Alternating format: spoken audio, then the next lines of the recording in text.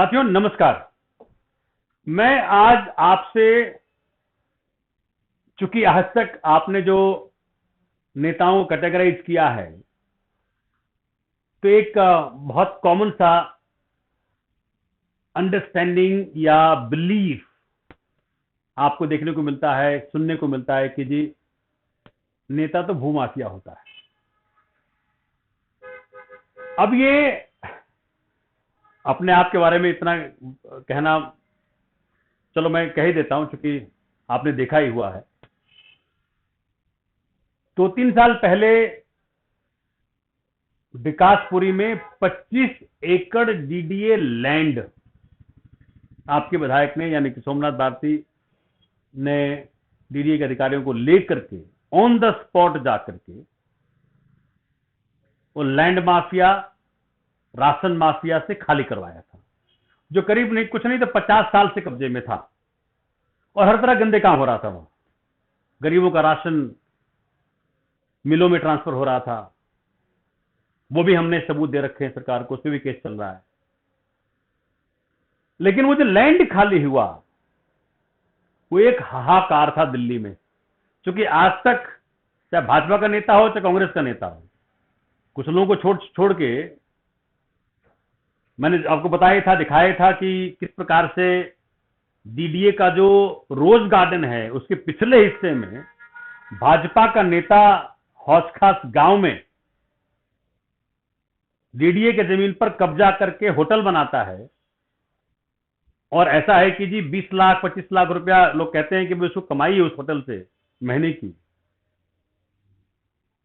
उसी प्रकार से कांग्रेस के कई नेता सरकारी जमीनों पे कब्जा करके बैठे हुए हैं,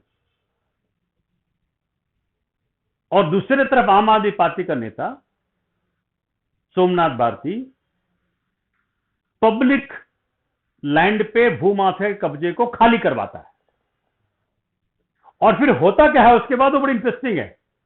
जैसे ही वो फ्रंट का पोर्शन खाली करवाया मैंने, तो डीडीए का सारा पिछला हिस्सा दिखने लगा, बड़ा लैंड दिखने लगा, बहुत बड़ा लैंड दिखने लगा।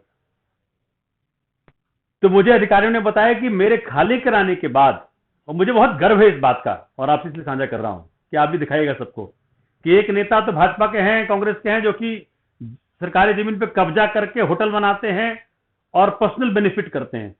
दूसरा नेता सोमनाथ भारती आम आदमी पार्टी का है, जो कि जनता के दी गई ताकत से जनता के लिए काम करता है और 25 एकड़ लैंड भूमाफिया से खाली करवाता है, जो कि जिसके बाद डीडीए का पूरा लैंड सबको दिखता है।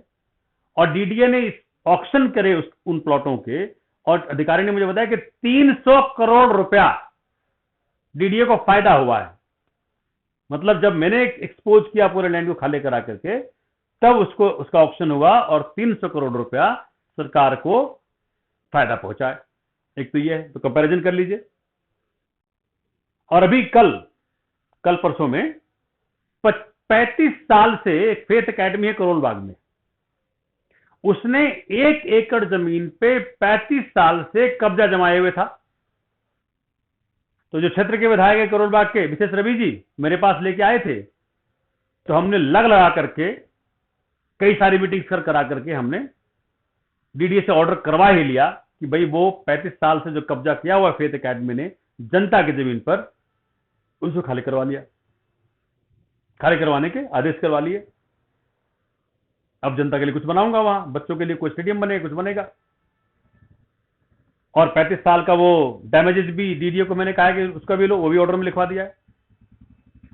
तो ये 2 उदाहरण मैं इसलिए दे रहा हूं क्योंकि आपके पास कई उदाहरण होंगे और कई सारे टैबू जो अटैच्ड है नेताओं के साथ, कि भूमि माफिया नेता होता है, करप्ट नेता होता है, उपलब्ध नहीं होता है, वो सब तो आपने देख ही लिया मेरे 9 साल के राजनीतिक जिंदगी में।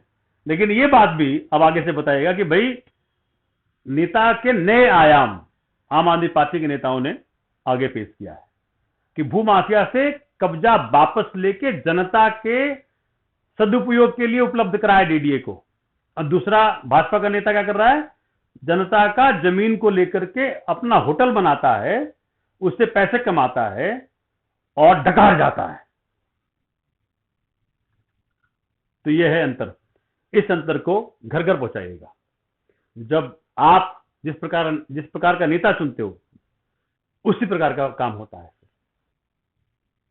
अगर हम वो नेता चुनेंगे जो पैसे की ताकत पे बनते हैं, जो बिरयानी खिला के बनते हैं, जो शराब पिला के बनते हैं, तो वो वही काम करते हैं। ना मैंने शराब पिलाई, ना मैंने आपको कोई बिरयानी खिलाई, ना मैंने कभी आपको पैसा दिया। मैं शुद्ध रूपेण आपका प्रोडक्ट हूं, इसलिए आपका दास हूं। तो जो जिसका खाता है वो उसका खाता है। तो मैं आपका खाता हूं, मतलब आपने मुझे वोट भी दिए, सपोर्ट भी दिया, सब कुछ किया, आपने मुझे 3-3 बार विधायक बनाया, मंत्री बनाया, तो मैं इस प्रकार से लगा हूं आपके काम में।